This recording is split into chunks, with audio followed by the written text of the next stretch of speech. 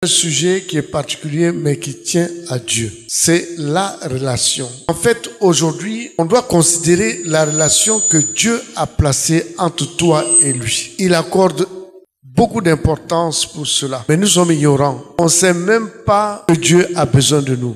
Or, il a besoin de nous. Tout le temps, on dit, oui, Dieu a créé le ciel, la terre, tout ce que la terre renferme lui appartient. Mais c'est vrai que ça lui appartient. Mais est-ce qu'il a une jouissance de ces choses-là? Est-ce que tu t'es posé la question, quel profit il tire de toutes ces choses? Nous sommes des enfants, mais souvent on est des enfants, on pense qu'à nous-mêmes. On n'arrive pas à penser à Dieu. On n'arrive pas souvent à se mettre à la place de Dieu, alors que lui, il se met à notre place. On pense que Dieu est tellement éloigné de nous, toutes les choses qui sont là, il n'en a pas besoin. Je dis non, il en a besoin. Mais certainement, il utilise ça différemment. Il utilise ça dans un sens très précis et il en profite. Ce matin, il est bon qu'on en discute. Il est bon que tu puisses prendre conscience de l'intérêt que Dieu place en toi. Certainement, ça va changer tes rapports avec lui. Quand on dit Christ en nous, l'espérance de la gloire, ça nous dit absolument rien. Dieu, il a besoin de toi. Il a besoin de toi.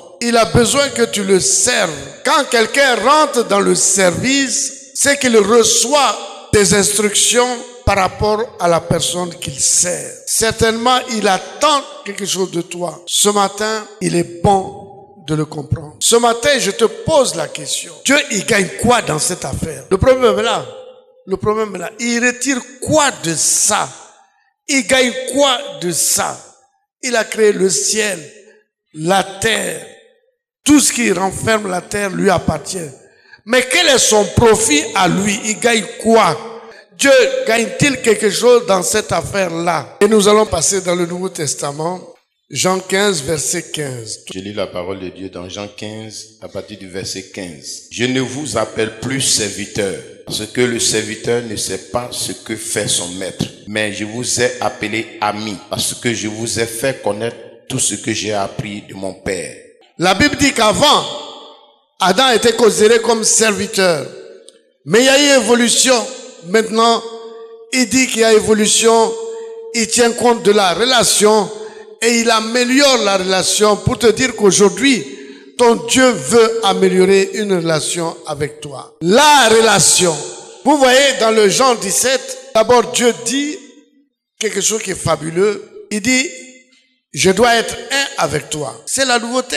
Après, dans le Colossiens, il dit, Christ en moi, l'espérance de la gloire. Ça veut dire quoi? Alors, quand tu regardes la terre, tu peux comprendre la chose. Nous sommes sur la terre avec des lois qui ne nous arrangent pas. Par exemple, quand tu es sur la terre, tout ce que tu possèdes finit par mourir. Et nous-mêmes, nous finissons par mourir. Il y a des lois qui ne nous arrangent pas, les lois du changement. Et chacun de nous veut prospérer. Et nous savons que sur la terre, le diable est en opposition à notre personne. La plus grande assurance que tu peux avoir pour triompher, avancer, être en haut, c'est que Dieu, dans toute sa puissance, rentre dans ta personne. C'est la plus grande assurance que nous avons de réussir. Et ça, c'est pas possible tant que la relation n'est pas parfaite entre toi et Dieu. Tant que tu n'es pas soumis à lui, et tant que tu n'as pas compris que tu dois le servir, il est impossible qu'il rentre en toi. Aujourd'hui, nous devons accepter le plan merveilleux de Dieu. Dans le Jean 15, il a vu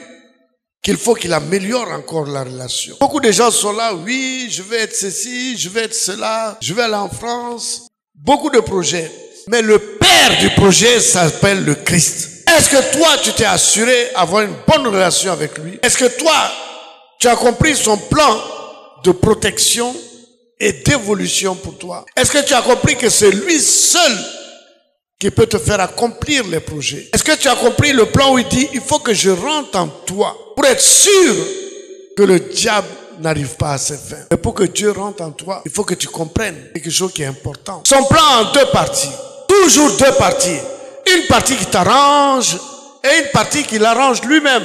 Je vous ai toujours dit que lorsque Dieu rentre en toi, que tu as une maison, lui-même, il a la maison. Il en profite. Si tu as une voiture, il rentre en toi, tu conduis la voiture, il est en toi, il en profite. Autant il en profite, étant donné qu'il est là-dedans, qu'il est en train de profiter, C'est lui-même qui va prendre soin à développer la chose. Il va prendre soin de te protéger contre toute attaque. Donc nous voyons cette complémentarité qui a été tracée par Dieu. Dieu, il est spirituel, mais il n'est pas physique. Tout ce qui est physique, il te laisse faire. Lui, il est dans la partie spirituelle. C'est comme ça que se trace votre collaboration. Mais si toi, tu ne le sers pas, tu deviens réfractaire, rebelle à lui, ça lui pose des problèmes. C'est ainsi qu'il nous demande la soumission. Pour que lui-même, tu le permettes à lui-même de venir s'installer chez toi et de profiter des biens. C'est comme ça qu'il a conçu la chose. Il a conçu rentrer en toi. Il a conçu profiter des choses par rapport à toi. Il a conçu cette dualité entre toi et lui parce que c'est une complémentarité gagnant-gagnante.